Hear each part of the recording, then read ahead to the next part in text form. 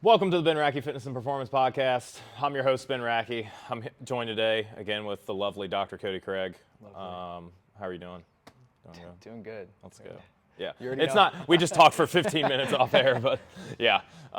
So we wanted to come on today, and I actually wanted Cody to kind of lead this podcast and talk about some of the things we were discussing on our last podcast regarding some of the breathing stuff, some of the, maybe some of this infrasternal angle stuff, some stuff on static stretching, because we were challenged on the internet a little bit with some of these, with some of the things that we were talking about, and we just wanted to maybe do a little bit of a deeper dive into some of these things, and 100%. maybe what some of the evidence is on some of these things, and then also where maybe there's some practical application There you go. Yeah. of some of these things.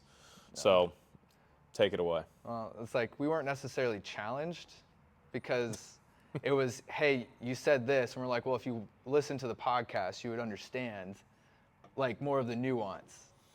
So now it's like, here's our chance to condense our statements, and then, hey, like, yes, we might have said more negative things about isometrics, but we still use them in good application, right? It's not like a yes or no thing. It's there's context dependence required for application, but that's, 100%. that's the thing. No, 100%. So like the first one, the big one is like the PRI breathing drills, right? Got my little on the go notes here. Yeah, But- no, that's perfect. Yeah. So the argument was like, well, the point of a breathing drill is to open up space, thus allowing more area for things to move, right? Like it changes the infrasternal angle or like the rib involvement, and then that can make things feel better to move.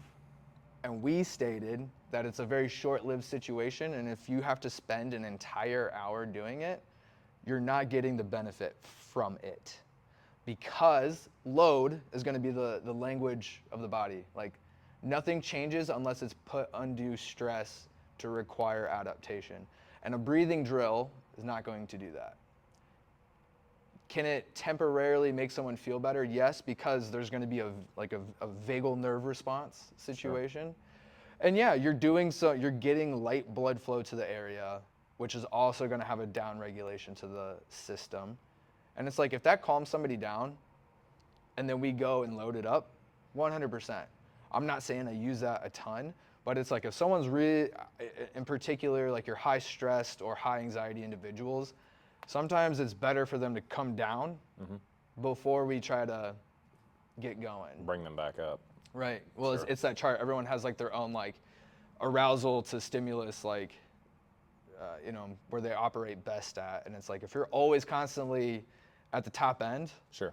you're probably not going to perform the best when your arousal level is constantly maxed out, because Sure. that means something's wrong. But like there's a reason why PRI was like super big in 2009 and then it disappeared again. Sure. Because it was just another fad and phase that people were trying to make money on. And it is a tool that can be used, but it shouldn't be abused, and that's the problem. Yeah, and I mean, I think where we were coming at it from on the podcast, on the previous podcast that we did, for the most part, was just saying that it's not necessarily creating long-term muscular physiological adaptations. Now, there's some stuff that I looked through that, was talking about more, like respiratory therapy type work and like And that's not more lung. Yeah. And it's like, yeah, that's not my wheelhouse. I deal with exercise and strength and conditioning. So again, and where I come at it from is, again, zooming out, and I think I probably said this on the last podcast, but I'll reiterate, like if I'm zooming out and I'm looking at a population level, and or even just zooming out and like looking at like the people that I work with, the clients, the adults, the the athletes, the teenagers, the kids that are in their 20s, you know, my job as a trainer, my job as a strength coach is to like get people moving and get people exercising. So most of the people that are coming to see me, they're only coming to see me between 2 and 4 times a week. I want to make sure that I'm maximizing their money being spent, Right. and their time with me, and using that with exercise. And so I'm not saying that I would never use a breathing drill, but I will say that like I don't do any of that. I don't do any of that now, and I also think that there's other ways to go about getting someone moving better in an area that is more active Sure. base. I'm not saying that I'm not saying it's useless. I'm not saying I would never use it. I'm saying I'm just being honest about like what I'm doing What's the currently. biggest bang for their buck that you can provide to them? Yep. And it's not like you got 2 to 4 hours a week. That's not going to be top of the line for most people. Yep. But I mean, now there was a time and place. Again, I come from this era. well, and this could change too a little bit because like, again, Ben, trainer, strength coach, not a rehab professional. Dr. Cody Craig works with people that maybe do have ouchies and pain and injuries and things. So like this whole, I don't want to lump all these things together. Sure. Coming But- from the context is required for your perception Yeah. to like make more sense. Yeah, but if we're talking about like these general ideas of more, less active based modalities, because again, I know like, yes, breathing is mostly controlled by your ANS, but like it's also, you can be deliberate with Your a breathing. breath practice. This would be where I would make the argument like if a person is never trained, they're diabetic, they're, haven't really done a deep squat in a long time or can't touch their toes, like, is a breathing drill going to help them? Maybe, but so is if you get them on a bike. That's going to expand the rib cage more. That's going to provide more stimulus. Like, it's going to provide that with a cardio, like, respiratory recipe on top of all of that. Yeah. And they're going to get more bang for their buck. Now you have someone, NFL, again, I come from a very chronic pain situation. There's times like on Instagram, there's a guy that's really, he's wears jeans and he's jacked and he's doing PRI drills in like a half kneeling rotation. So he's trying to favor one side versus the other, but then he's going and squatting super heavy weight. Someone who's an NFL player that's 6'7", that's been in the league for 10 years and has been on the line, if that's what allows him to like thus get on the bike again or thus like get under the bar or however we're going about it, Right. Completely different story. Sure. Right. And there's times, sometimes like I'm so afraid of deadlifting that I can't do it. Right. Even if I'm warmed up to do it, yeah, it might be a little bit better depth. So it's like, okay, here we can use feet elevated, back supported, rounded, and I have them in this like 3-month position, and we're doing deep box breathing belly breaths, which is a PRI situation, but we're getting too far into here's the system, here's the model, but like all models are wrong, just some are more useful than others. So take the principles away from the method. That's how you make it more context dependent, not here's my PRI breathing system.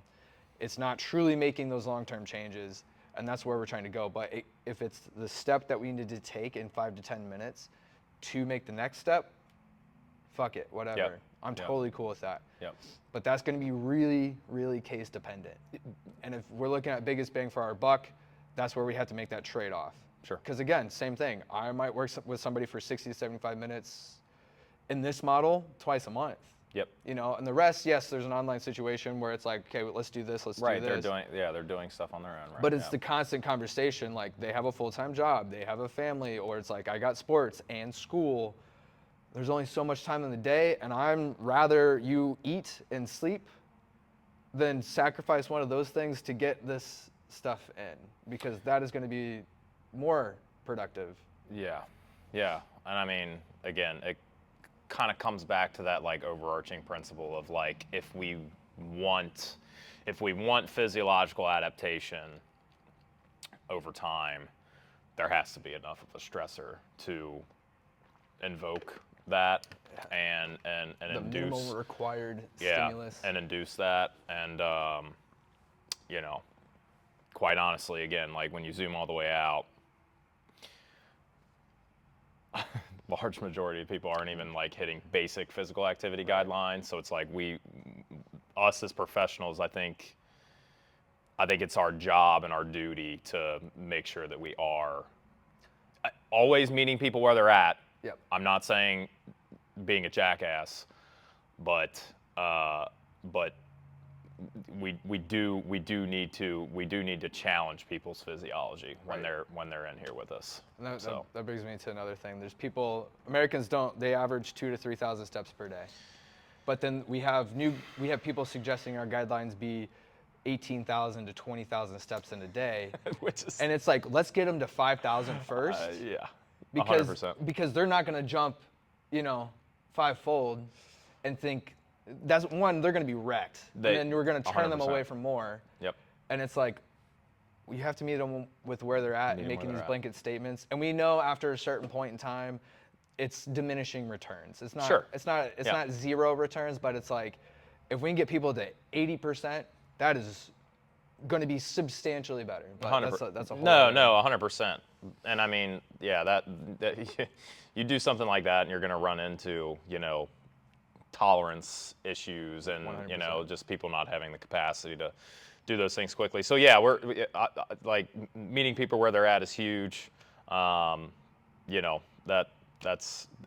should always be something that's in every session. That's because literally, I mean, we were just talking about this, with percentages and stuff, where it's like, hey, like performance is going to fluctuate, guys. Like that's you're what is it? I think there's a paper out there that's like your max on your lifts can be up or down. What is it, like 20% like on 15 like to 20 any day or something like that? It's like, I mean, that's a big window, of like. Speaking of, tomorrow I'm supposed to 1 rep max my bench. My wife's out of town, so I'm going to come here. Nice. And hopefully have a spot. Nice. So I don't. Let's go. We'll see what happens there.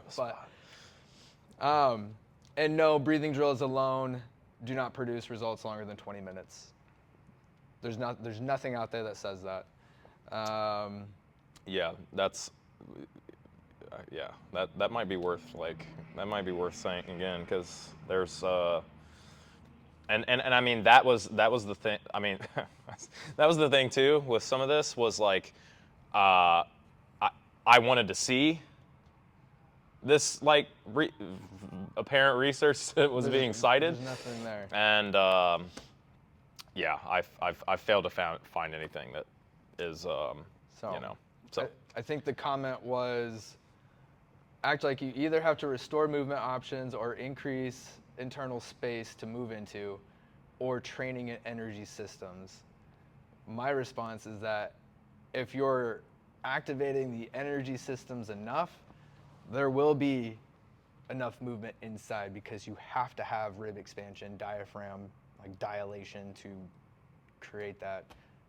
And it's just naturally going to increase tissue pliability alone.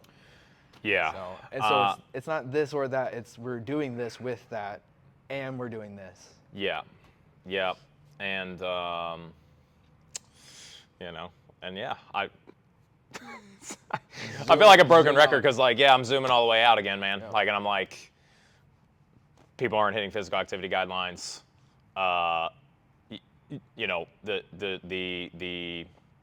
the expansion that you're going to get, the way you're going to feel after you do some cardio. Mild endorphin release. Yeah, you're gonna not only are you gonna feel better psychologically, like you will move better. Yeah. You know, and as a trainer, I am not a physical therapist. I'm not a rehab professional. I am gonna opt for the exercise modality because that's quite literally my job, is to help people exercise. My job is not to give people lower than what they need exercise prescriptions or movement prescriptions or breathing prescriptions because some guy that's teaching a course that is more geared towards like rehab said so. Like that's just not, it's not justifiable for me. I think these are like the ego-driven situations between like, I mean, between all between everyone, there's going to be an ego situation. But between all health professions, there's egos. Of course. And then between the health professions and like maybe the more fitness professions, there's going to be egos. And it's like, guys, we're all coming and looking at the same stuff from different angles.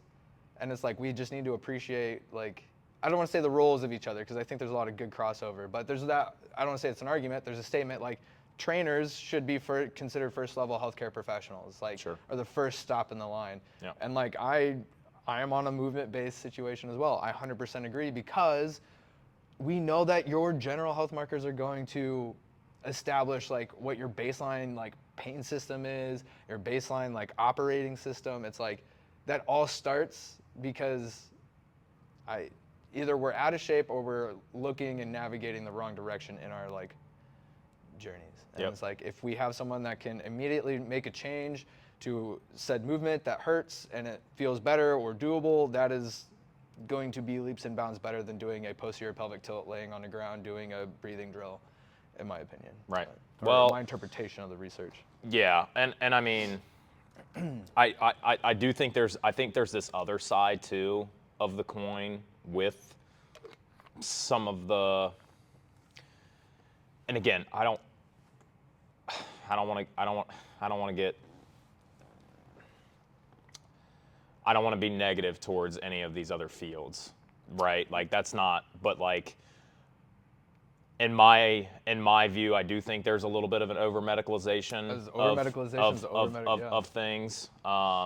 And I've coached for 11 years, so I've done a lot of intro sessions and assessments and things on people, you know, and come in and they just have all of these preconceived, you know, notions about like, well, like just like randomly during an assessment, I had a woman who was like laying face down, like prone on the floor, and then she's like, here's my problem, and then she just like does this like certain, you know, like movement with her hip and like lifting her leg off the floor. It was just like a random, like you don't do this in regular everyday life. No, it was just like, here's my problem, and like just showed me the thing, and I was like, I don't know what the problem is. I don't know who said to you that this was a problem.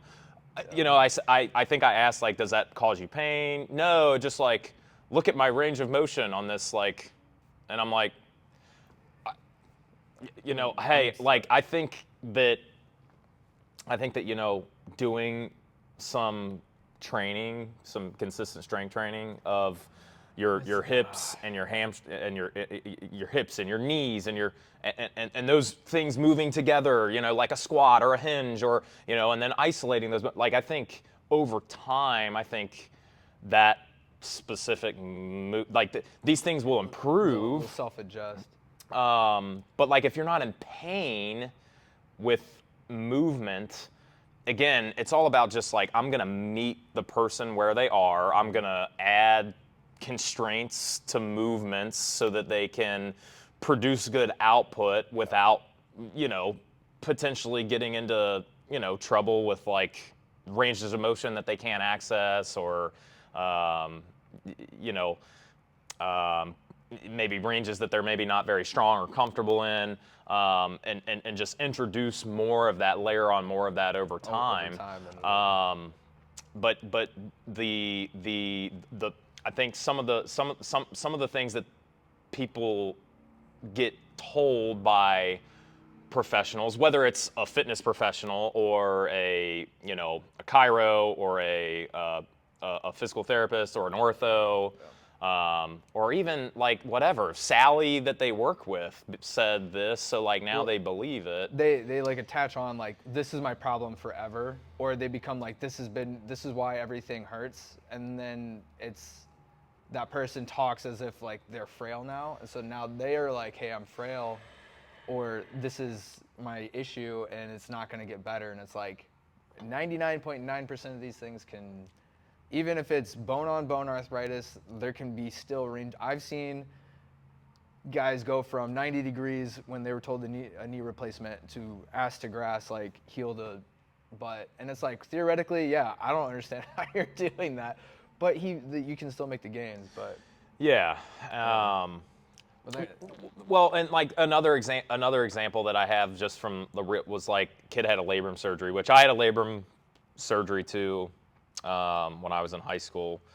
But he had the labral scope, and whatever. I don't know probably if it told was they can never bench press again or something. was told that like, don't ever do a bench press with a barbell. Well, like it wasn't even the tool. It was just like, stop at 90 degrees. Don't ever let your shoulders, don't ever let the bar touch your chest.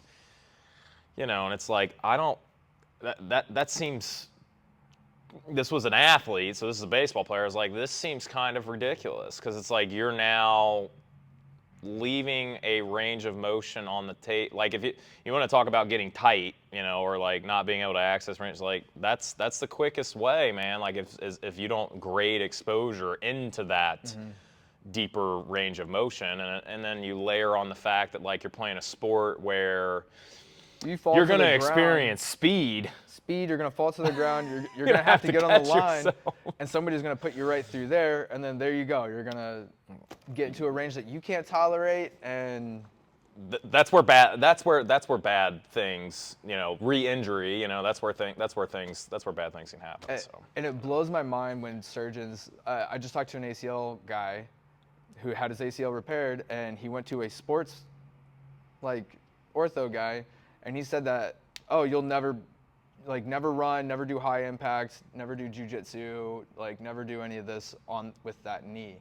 And I'm like, I don't think that surgeon believes in himself, and he still operated on you, because we send people out to the top of the NFL, the NBA after these same surgeries, and they continue to perform at that high level with no pain, injury, etc. Yeah, man. And then now you have Joe Schmo ortho who can probably perform the surgical technique but doesn't know what's the capability after the fact. Right. And it's like, if you had a labrum repair and you did rehab accordingly and let things heal as they should, you should be able to get your chest on a push position. Yep. Anyway. Yep. Well, that's where that was my thought and my opinion too. And I shared that at the time with the kid, but again, I think there's some of this too, where there's an authority that comes along. The highest authority people are gonna. There's an authority that comes along with going to school for 12 years and being a medical doc. And again, there's some great ones out there, but I do think that you just need to. You got to be able to critically think, and you got to be able to like, maybe have a network of other professionals that you can trust as well, and run things by when you hear, certain things. Yeah. There's also like that's a systemic problem, like with the medical health system. Like these guys, everyone that's like in these traditional models, they're overrun. Like at the end of the day, I wouldn't want to have to like do more research than I have to more or less outside of my own field. Sure. Sure. They're operating, they're using medicine, and they're trying to talk the mechanics of the situation. Like their job is not necessarily what happens after. Like Sure. that's not part of Sure. like what they go through. Yeah. And it's like, yeah, if you just saw 30 patients that day and they're all a lot to handle, you're gonna go home and you're gonna like that's the last thing you want to do is be, you know. And again, I'm empathetic to that as well. Yeah. And I realize that it's a, like you said, systematic issue. Yeah. You know, it's not just, you know, these human beings don't really care about, which there's some of that. There's 100% of people who are, I'm clocking in, clocking out, I'm making my money. For sure. And that's all, like, you're just another dollar. But that's to me. every. That's Again, every service field. industry. That's yep. every. Yeah, that's in everything. But anyway, you were. Yeah. I think you were going to go on to the next. Well, you're talking like the bullet range of point. motion. Yeah. Like, this is my problem. And it's like, well, that kind of lines up like, oh, I'm doing this hamstring stretch. And I do this hamstring stretch all the time. And my hamstring's not improving or I'm not getting more range of motion. And it's like, do we. A static stretch is what. Like, if I'm sitting here Yeah. and I go down and I want to touch my toe just to that. I'm moving pretty good today despite being on a plane. Look at him. Like I'm feeling a little bit of my hamstring and I'm just gonna hold this for a prolonged amount of time. What is happening in that situation? People say, oh, do 3 rounds of 30 seconds. That's the most common script you'll ever see ever for any stretch. It's like built into the system. You don't get, the goal is we want to create the tissue adaptation for elongation. And that means I would use the word plastic. We want to elongate the plastic situation. That doesn't occur with that short time frame of a stretch. Right. Because you have these things called muscle spindles, and then you also just have a general feedback mechanism for protection, and that's the goal of the muscle spindle is to stop overstretching. Yep. The first like 2 to 5 minutes of a prolonged static stretch on that verge of like discomfort, that is just telling that system to shut off. So that's why you see improvement. You're like, oh, I'm here, it's so tight, and you come back and you're like, oh, I'm getting to my finger like knuckles, and you're coming, I'm like, now into my hand. You've told the system to calm down. That's all you've done. Now, yes, you have world's gymnasts, like the greatest gymnasts in the world, and you go in there and they're doing entire hour sessions of static stretching in a split, like whatever position. Mm-hmm. They have exceeded that, and they are doing like, they're already probably strength training. They're already doing their like work. I already know gymnastics, like those people have like, they go crazy and practice way more than most sports ever do. Yeah. But like that static stretching is a way for them to continue to progress that required range of motion without dipping too far into the recovery bucket. Because Right. like, yes, you and I would argue, let's do a half kneeling, like adductor slide. Yeah. Or I had Matt Manos doing literally a middle split squat. Yeah. So he literally was hanging on for dear life on a pole, and he was just controlling through his legs, going to that I verge saw of that. end. Yeah. It sucks. Yeah. Don't get me wrong.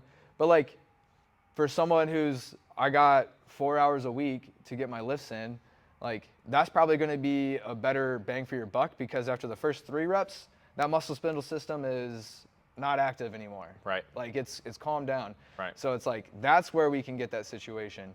You have to hold a static stretch for like multiple rounds of like 4 to 5 plus minutes at a time. Yep. And then that's just for one muscle group. And the intensity of Is gonna be that hold is going to be on the verge of like I don't want to do like Yeah. you're feeling like this hurts a little bit, like it's uncomfortable would it's be trying to do curls, bicep curls when you've already had a pump and your forearm pump, like it's that, but for minutes on end, and we like complain like, oh, I got to do 30 seconds worth of this movement. Yeah. And it's like you have to be into like some hard end range stuff for a long period of time to elicit what people think is happening in a static stretch. Yeah. Which like that again, like if you have extreme range of motion, like if you have extreme whatever, range of motion goals, you know, again, like you said, those kinds of things can be useful because they're also like fairly easy to recover. You know, you can recover from it. Yeah, it's not a 1 rep max. But it's also, again, when I'm always zooming out. Here I am again, zooming out. Like I don't know of a lot of people that want to do that. And I don't have a lot of people that have very extreme range of motion goals. Yeah. So strength training through your available range of motion is probably a better bang for your buck, because you're not only getting the range of motion gains. You're bypassing like withholds or barriers quicker under load than just holding and range while also strength training. Yeah, and I mean, you're also sending a signal to get the tissues stronger and bigger. Yes. Which is also really good for your health and your metabolic health, not just like physique. Yeah, like your I think this is a Katie Dabrowski thing too, if I'm not mistaken. If I'm misquoting, I'm sorry, but a health span and a lifespan thing. Like it's good for your health span, like your ability to do the things in your everyday life that you want to be able to do, and your general ability to live longer. Anyway, I think that pretty much covers Well, it's static stretching is not useless. No. And it can downregulate the system if someone's like, oh, it's a little achy. We're applying a different sensation to the area. Yep. We're not changing the system. We're just changing its perception, because it's like going from sitting, how do I want to say this? You stub your toe and then you rub it. It's two different nervous system responses and two different stimulus going on. That's essentially like a hamstring, any kind of stretch. And that's why people are like, well, you just got to stretch more because it makes it feel better. And it's like, again, it's temporary. But that's to the point of the last podcast. That is always, regardless of the injury, regardless of what's going on. I say always, but I'm saying that's quite frequently.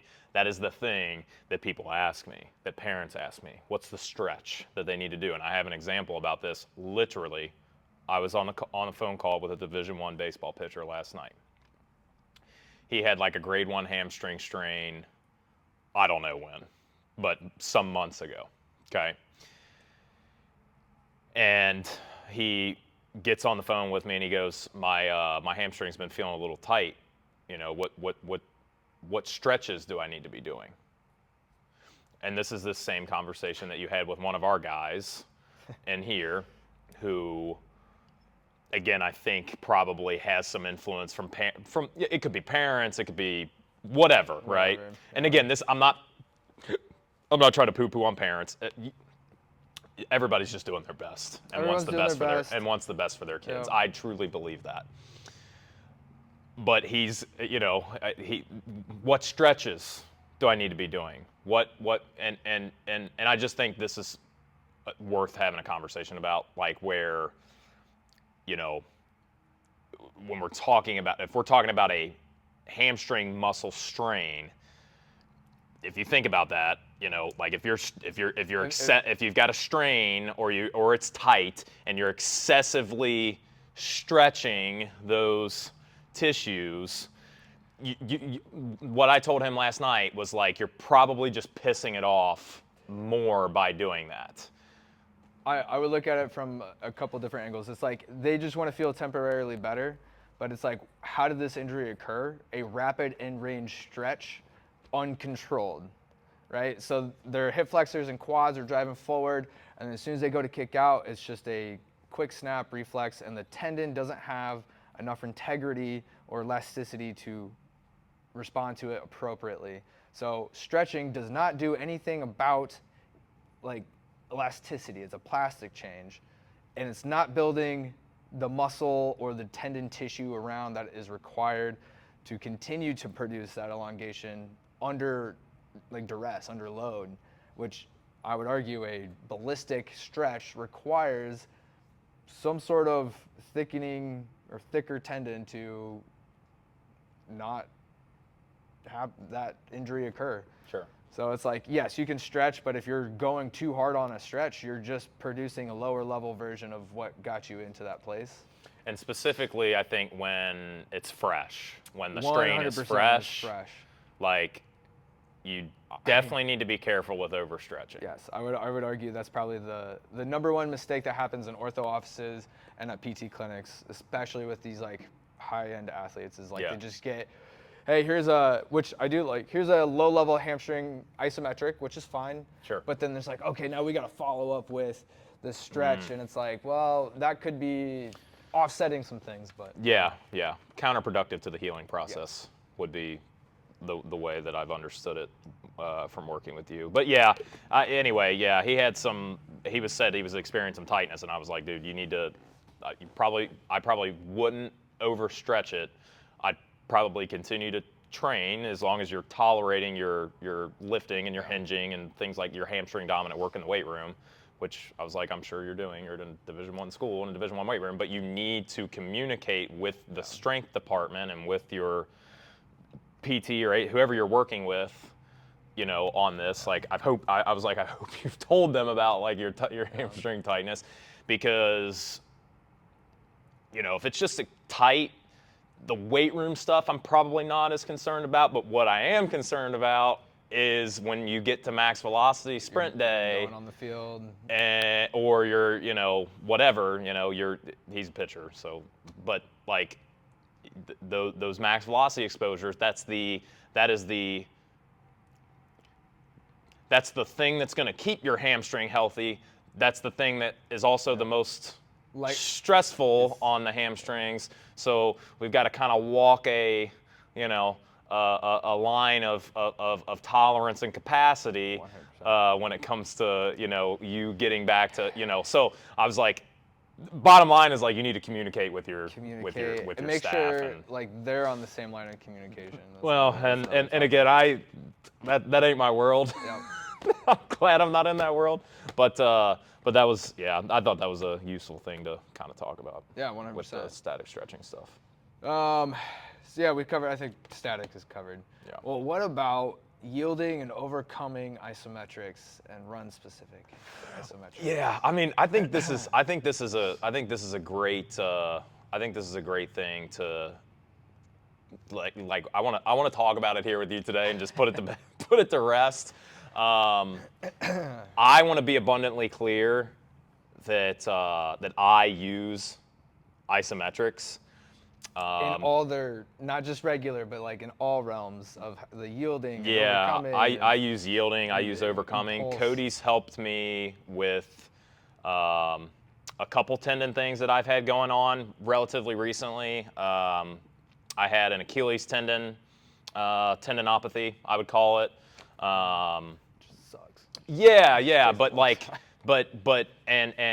before my training and my prep, I've been doing an overcoming ISO on the calf machine, and I had a breakthrough actually last week where I texted you and told you like, dude, I like spikes and no pain. Yeah, I was in track spikes. I was on the track for the first time this summer. Zero, not any Achilles tendon pain, which is, and my foot and ankle even striking the ground felt really good but I'm not just doing the isometric. I'm doing the isometrics for rehab. I am going to keep the isometrics in because again, it's just more volume that is just really easy to recover from. Volume. And But you're I'm also training full range. I'm you're training doing calf. Yep, I'm plyos. training calves hard. Yeah. Now I'm not training calves from a strength training perspective, full range of motion any more than once per week. I've got them in once per week. I'm doing my ISOs every other day. Sick. Okay. And then roughly, it's maybe not exactly every other day, but I'm getting probably 4 exposures ish a week. Yeah, that's good. To those ISOs. Also, plenty of like light tier. Mm-hmm. Shout out to Matt Watson. Plenty of light tier plyos. And yeah, my Achilles is feeling really good. The other one that I was doing, I was some sort of rec fem, I think, situation, and literally just was doing the isometric with the what do you call that? Like a runner's Like the regular like standing quad stretch, Yeah, but then standing kicking quad into the hand, which deceptively a lot of people would just think, oh, he's doing a stretch, but he was like physically kicking into his right, hand. creating a bit of an overcoming Yep. isometric. Yep. Probably more of a quasi because like it's not like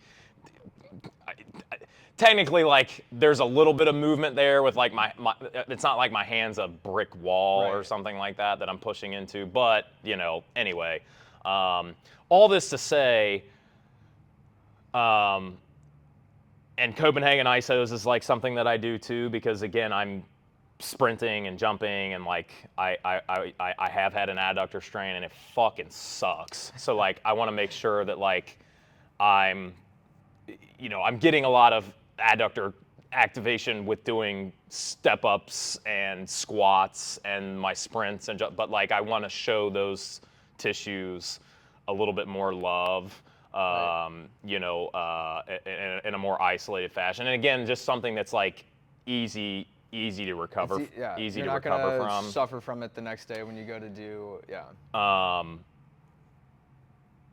But yeah, there was kind of a notion that like the isometric contractions are completely unique to some full range of motion strength training.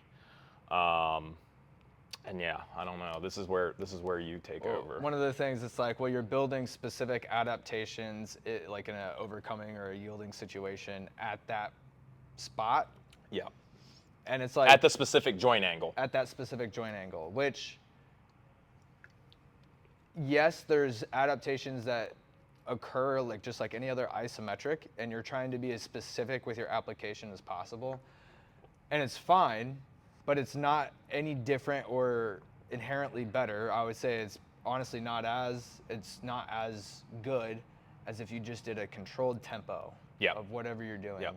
And Yep. for reference, like I also use these. I've had to do these for my own. I used them when I had some disc herniation issues. Yeah. And I was sitting there and I was going into a position underneath, and it was just the easiest way for me to get that stimulus going. Yeah. But like, dude, power lifters have been doing this shit for decades. Yep. Like a pause bench press, what is that? Yep. If you're truly doing it correctly. A double pause, they'll do pin presses. Like, Yep.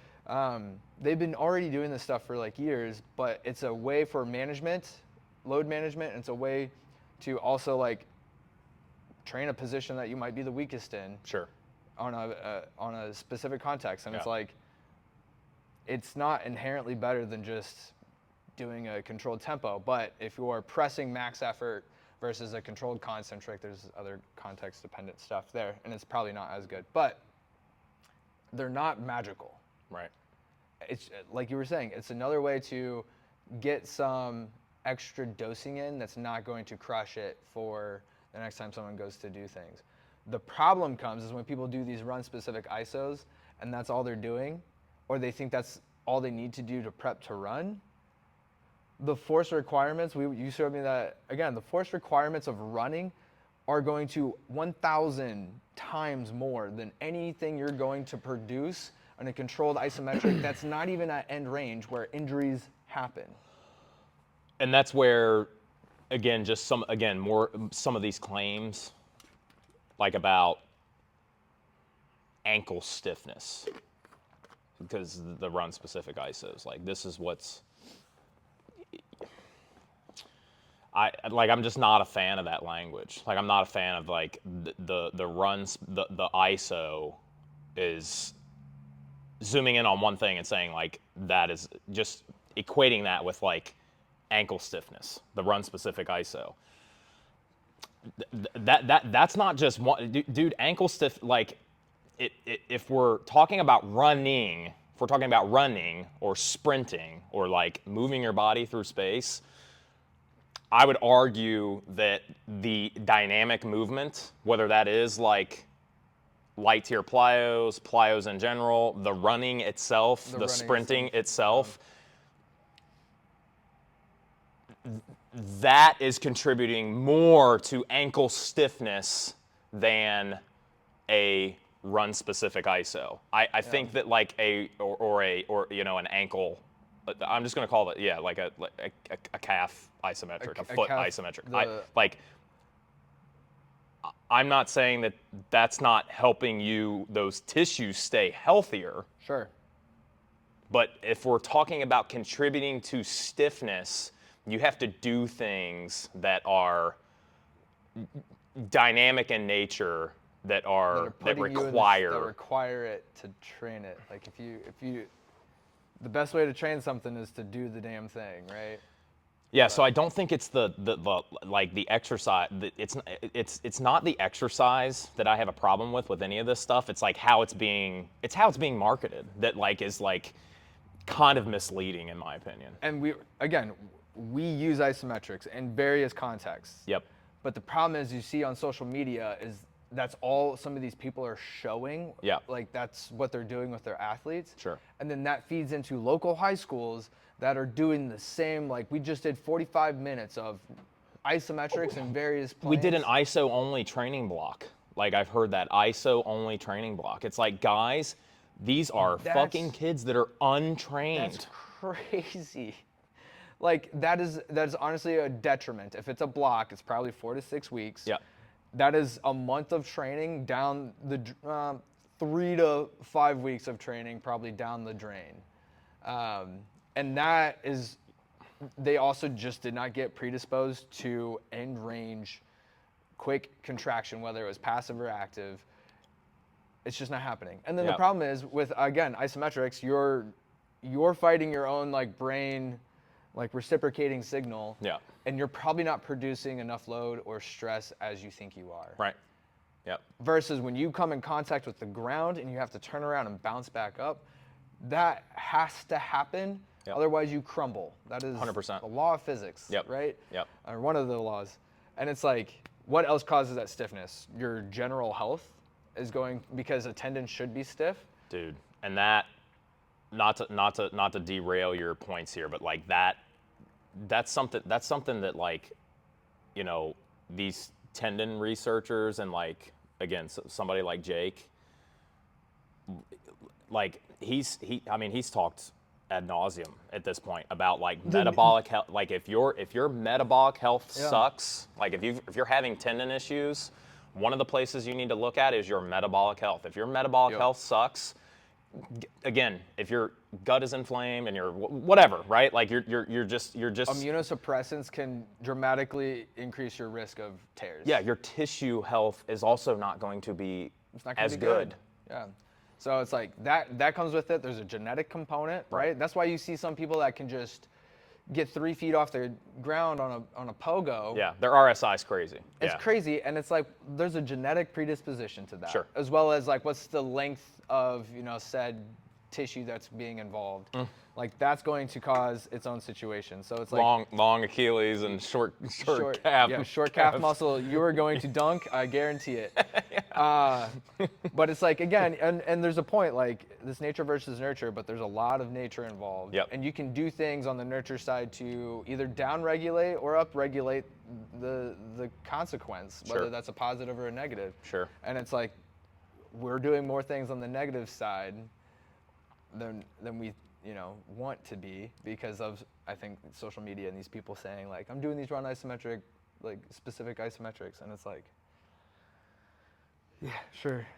Yeah, and like that's I'm all good with it. It's just the way it's being talked about. Again, it's just like it ain't it for me. Like I think it's misleading. 100%. Yeah. So, but with the ISO stuff too, like there was some stuff that was said to us about, hypoxia and kind of all these things, and it's like I look at some of those things that were said, and I'm just like I think that's like majoring in the minors, and I think again, like my post, like I tried to convey in my post, about it was full range of motion strength training does kind of everything that ISOs do and more. Again, I'm not. The goal with the goal with saying that wasn't to throw the baby out with the bathwater when it came to ISOs, because again, I think there is a time and a place. I think from the perspective of a rehab process, potentially like a tendinopathy process, like that might be the entry point for tolerance for someone with a patellar tendinopathy, right? But that's not to say that if that's the reasoning that you're using as to why this is special and doing things well, it happens when you take reps to failure or close to failure. And that was my point. Yeah. That was the point that I wanted to make on this podcast. But they didn't see like, okay, we all do this right here.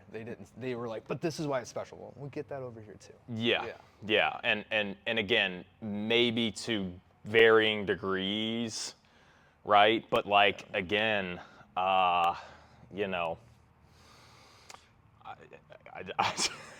especially if we're talking about healthy people, I'm not really sure that's that where we should be going. I'm not really sure that this is where the conversation should be going. Again, I think that even with healthy folks, I think throwing in some ISOs for certain muscles and certain tissues is wildly beneficial. Specifically when we talk about athletes that need to feel, if they are on the court or they are on the field or they're on the track, and you squat and you do your hinges and you do your whatever, your lunges and your bigger compound, bang for your buck movements that are also hitting those tissues, with more range of motion, but you want to attack those tissues and give them a little bit more volume and give them a little bit more love. I think that's a great place for ISOs to live, because you don't have to deal with as much of the metabolic demand. And soreness and potentially that comes from somebody's in season and they just got off a tournament all weekend. It's like, okay, well, let's hit our minimum viable dose for our squat, and then we can do some light, something like that. Yeah. So I think again, I think those are great opportunities. Again, when I'm talking about healthy people to add ISOs in, and again, I do that. I program that. You've seen the programs I write. That's that is a. And again, I start every day. We start every warm up with a couple ISOs. We use isometrics. We're not saying they're bad. We're just saying it's overblown proportions to the extreme right now for detriment use to people that are just browsing the internet. And yes, I've heard of yielding isometrics. So that's welcome to 2009. Yeah. But yeah. Maybe that was 12. I don't know. But whatever. that was funny. Nice. But yeah. So, and what's crazy, because now that we're talking on it, I saw that it's called an ISO fit, and it's a table with an arc on it with various things where you can do 250 versions of isometrics without leaving the table. It's you put is it the one you put on the ground with the Well, there's that thing, but now there's a bigger version. Okay, nice, yeah. Yeah, it's fit. That's the $500 version, and then they've got the $1,000. That's the $1,000, yeah. Nice. Well, it's ISO fit, but it's ISO fit with PH, IT, instead of fat, it's fat, Nice. And I'm just and I look at that, and I'm like, if anybody buys that, and it doesn't hook up to any variable to measure, maybe if it had force output or if something it like did that, force output or reactive indexing, could be good for return to play and general whatever. Yeah. How's your back doing today? Oh, let's do this. Okay, hey, that's better than last week. Let's go. Sure. But it was just to do those, and I'm not spending thousands of dollars on a table where I can find a rig up in a squat rack and probably do 190 of them. No, you can do. Yeah, you do that. Or shit, dude. Oh my God, you're getting me started now. There's those kids. They've been doing max effort isometrics. Like they set up the machines at the gym, and it's all about like they have the mouth guard in so they can bite down harder, and then they have like the system so it takes their grip out, but then they hold on to a ball or something like cylinder so they get the radiation, and they're doing like a lat at mid-range and it's max effort and they're squeezing and doing all this stuff, and it's like, Damn, I haven't seen this. oh dude, ask Dylan that came into shadow you. So that's the That's the new bodybuilding trend, because somebody said something, and these kids have been doing it now for 2 years, and they were 14 when they started. Now they're like getting to be like 17, 18 years old, and they look the exact same. And now they're making posts like, oh, because I'm tall and lengthy, that's why I don't look as jacked. And I'm like, brother, you're 5'10". Your prime height to be a body, like a very competitive bodybuilder, if that's your excuse. Yeah, and I mean, again, like... And there's zero muscle mass put on these guys. That's what, I mean, and that is my whole point about this, like, isometric 2 versus years of isotonic, training. or, you know, just regular full range of motion strength training is what I would call it. Yeah. Like, what are we doing here? It's you know, like mind-boggling to me. the people that I see, and I don't